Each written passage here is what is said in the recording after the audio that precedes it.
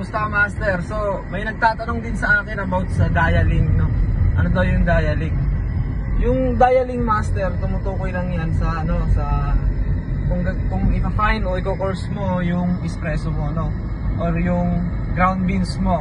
Kasi nagbabago kasi ang extraction time, yung yield.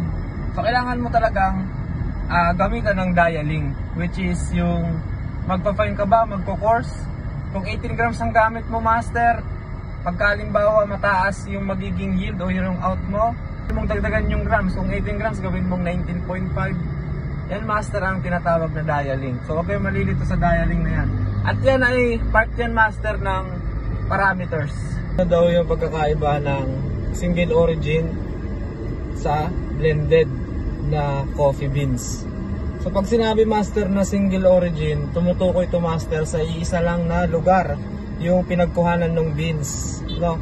Or iisa lang yung location nung pinagkuhanan ng beans. Ang ano naman, ang blended na beans ay galing naman siya sa iba't ibang region o iba't ibang location o lugar, tapos pinagsama-sama, no? Kung gusto mong makatikim master ng mga yung mga notes, halimbawa ng chocolate, yun, doon kasi single origin. Pagka naman sa mga iba't ibang klase ng mga fruit notes, doon ka sa blend na coffee beans master.